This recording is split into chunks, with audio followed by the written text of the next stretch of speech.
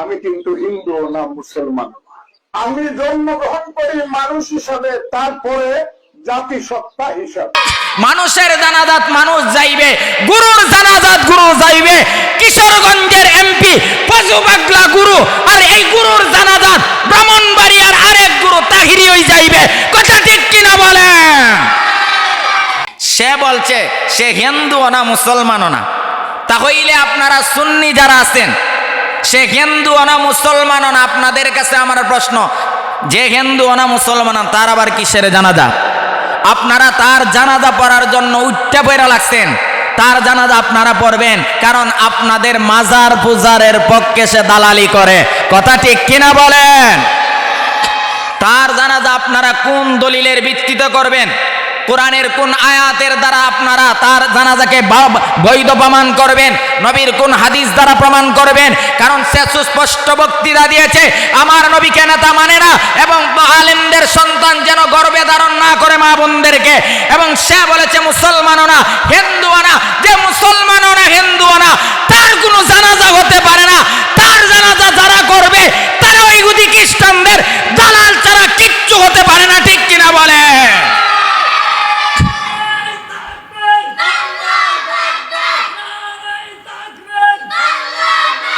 আমাদের কওমের ওলামা একরামরা, অনেক ওলামা একরামরা, বিশেষ করে তরুণদের এক আইডল জুবায়ের আহমদ তাশরিফ,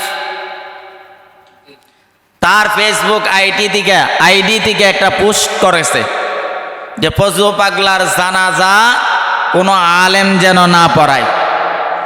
এবার আসেন, এই ফেসবুক পোস্ট নিয়ে আমাদের দেশের যারা মাজার পূজারী, কবর পূজারী, যারা কবরের সাথে শিরিক করে, যারা মাজারে গিয়া পূজা করে, যতই তারা স্লোগান দেখ আমরা মাজার পূজা করি না, কবর পূজা করি না, দেশের সব কিছু এখন চৌকের সামনে ভাসমান। তারা যে মাজার পূজা আর মাজার মধ্যে সেজদা করে, কবর পূজা করে, তাদের মাজার পূজা আর কবর পূজা তাদের পেট পালার একটা দান্দা। কথা ঠিক কিনা বলেন? কওমি মাদ্রাসার অনেক উলামা একরামরা তার জানাজা না পড়ার জন্য কথা বলেছে।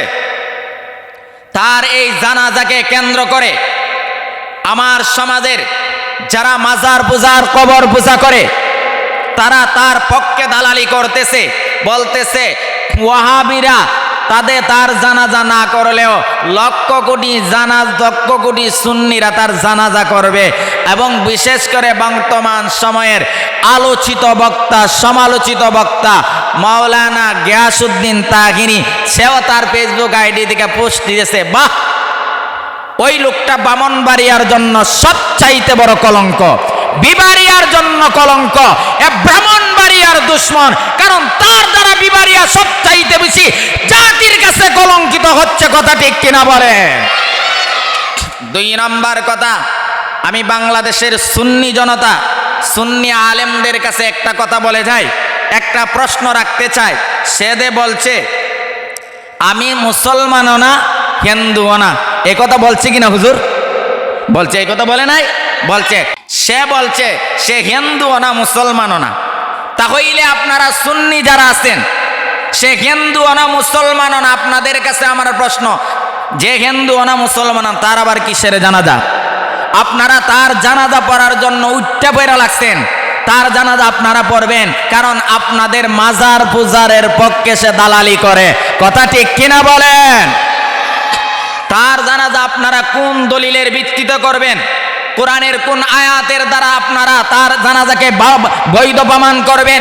নবীর কোন হাদিস দ্বারা প্রমাণ করবেন? কারণ সে সুস্পষ্ট বক্তৃতা দিয়েছে, আমার নবীকে নেতা মানে না, এবং আলেমদের সন্তান যেন গর্বে ধারণ না করে মা বোনদেরকে।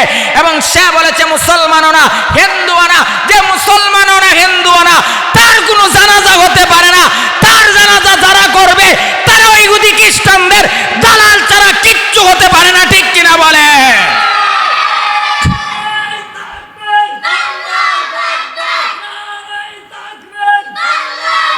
ভাই রাখেন, সময় কম।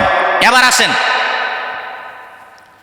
তার এই সমস্ত বক্তৃতা দ্বারা সে মুসলমানও না হিন্দুও না, আমি সুন্নি আলেমদের কাছে প্রশ্ন রাখলাম, আমার প্রশ্নের জবাব ভিডিওটা যাদের কাছে যাইবে আপনারা এটার জবাব দিবেন।